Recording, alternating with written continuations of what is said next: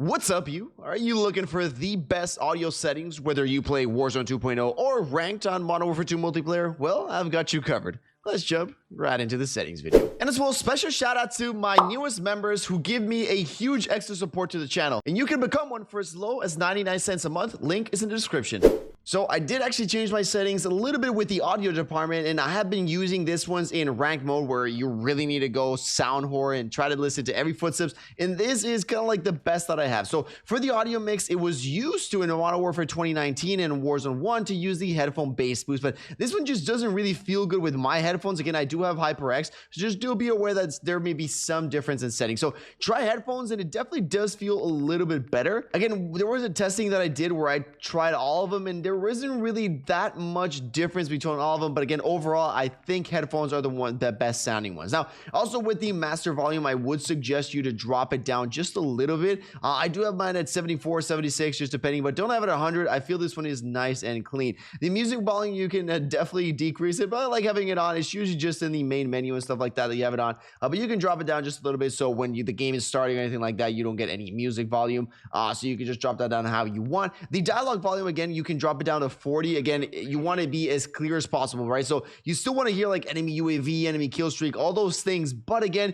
you want it as low as possible, so again, you can just really focus on those footsteps. Effects volume, remember to always have this 100. This is everything like plating up, reloading, the red sounds, the footsteps, everything like that. All that is going to be coming into the effects of volume. And then the voice chat, this is a personal preference. Obviously, sometimes people have really loud voice chats, so just go ahead and decrease it. I have mine at 28. And first, voice chat, everything like that, we can have it on. A little tip here for you guys is to put the proximity chat on the on your favorites. That means that whenever you open your settings, it'll be in the quick setting, and this will be the first one, so you can turn it on or off. So like if you're playing the battle royale, the normal big map, you can have it on, and if somebody has like annoying mic or anything like that, you just go into a quick setting and then change the proximity chat really quick here. And then I have the master volume one as well in my quick settings. Now I did hear some rumors about people saying put mono audio on and then just like put mono amount on 1, and they were like, this, you're gonna be able to hear footsteps way better and everything like that, and it really wasn't like that. Whatever they did with the mono thing, it's not true, so I would just keep this off and don't trust anything about changing this. That'll improve footsteps, nothing like that will be true.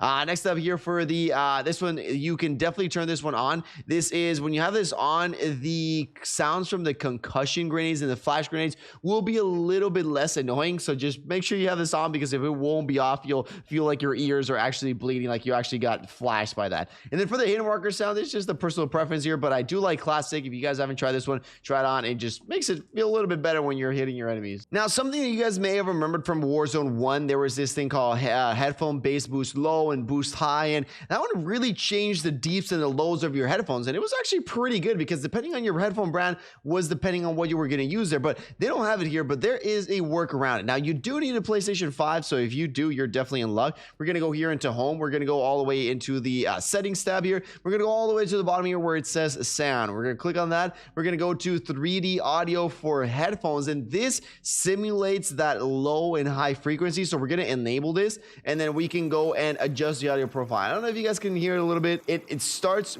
depending on where you move it. Obviously, it'll sound different on depending on what you're listening on, but this is basically like the boost high. This one right here, the higher, and this one right here is the boost low. I do it on default because mine feels pretty good, but again, if you guys just feel like, oh my god, my sound still feels a little too muffled, then that's when you go to high. And if you feel like, goddamn, like when people shoot everything like that, I feel like my ears are gonna bleed, then that's when you lower it a little bit. But this one can really tune the way that you listen to the audio. So if you're in PS5, this is really the ultimate way of customizing your audio in your console, so you can hear it significantly better. So if you don't have the PlayStation 5, well, you are out of luck. And then for the volume here, obviously just have it at 100, and that is basically it. Not too many settings that you can change.